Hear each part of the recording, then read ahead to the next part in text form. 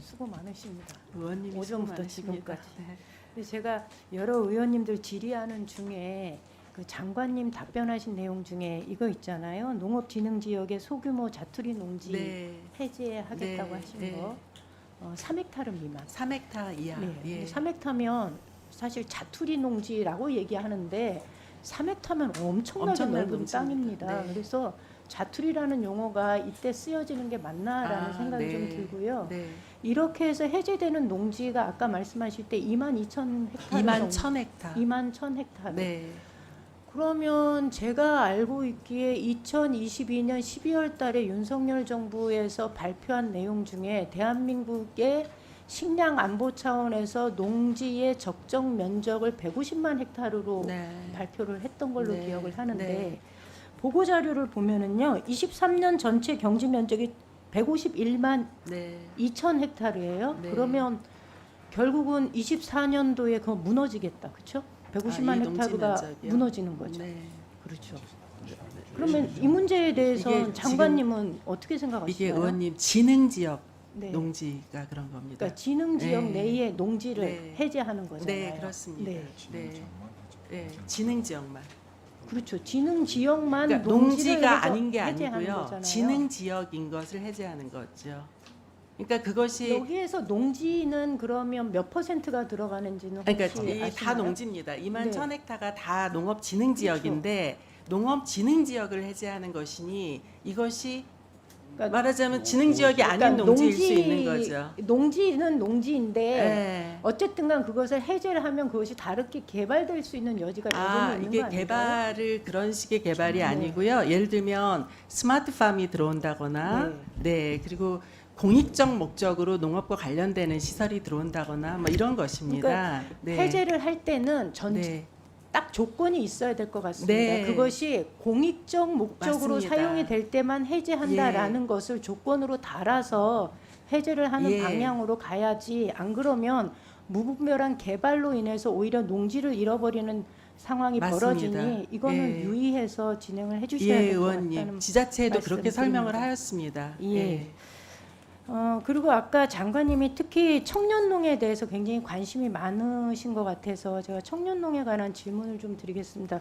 자료를 보면은요, 농식품부의 청년농 주요 지원 사업이 지금 이제 정착하는 예. 사업하고 후계 농업인 농업 경영인 육성 사업이 있거든요. 네. 다음 슬라이드 한번 볼까요? 여기 보면은요, 청년 농업인 영농 정착 지원 사업 대상자를 제가 18년부터 쭉 뽑아 보니까요, 전체 한 3개년 동안 4,800명 정도가 들어왔고, 약 9% 되는 437명이 지금 빠져나갔습니다. 그러니까 숫자로 보면 그렇게 많은 숫자 같지는 않지만 이 사람들이 왜 농촌을 떠나게 됐는지를 네. 현장의 목소리를 좀 들어보시는 것이 네. 청년 농업인들이 네. 지역에 정착하는데 정책을 만드는데 좀 도움이 될 거라고 생각합니다. 한번 네. 목소리를 좀 들어보시고요. 네. 그 다음 슬라이드 보여주시겠어요? 그 청년농 육성 관련한 자금인데요. 하나는 청년 후계농 육성 자금이 있고 청년 농업인 스마트팜 종합 자금이 있습니다. 후계농 육성 자금은요, 5억 원 이내인데 이게 2018년도 1월부터 시행이 되었고 취급 건수가 10,000건이 좀 넘습니다. 네. 그래서 대출 금액은 이렇게 지면 1인당 실제로는 5억을 한도로 했지만 실제로는 1억 4천 정도입니다.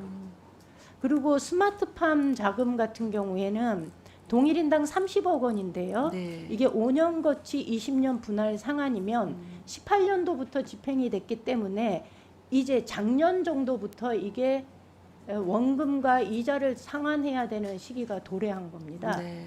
그런데 만약에 30억 원을 모두 다 대출을 받았다고 하면 이런 경우에 이자 계산을 해보면요.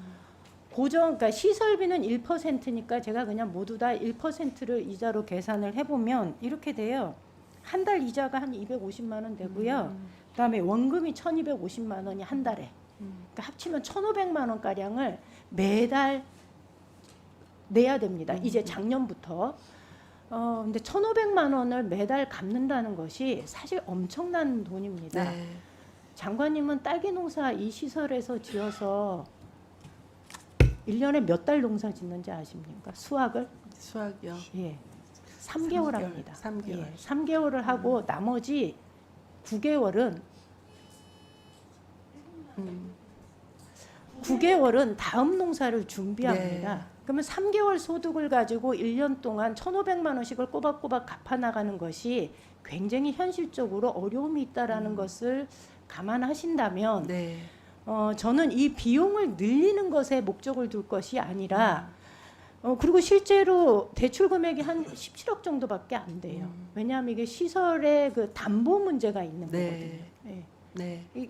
이게 우리가 지금 하우스 연동형이나 이런 것이 담보로 들어가 잡히지가 않습니다. 네. 이러다 보니까 온실로 이제 골재로 해서 이렇게 제대로 된 걸 네. 해야만이 담보가 잡히니까 실제로 청년 농업인들이 이 엄청난 비용을 대출을 받으려면 그런 어마어마한 시설을 해야 되는 거예요.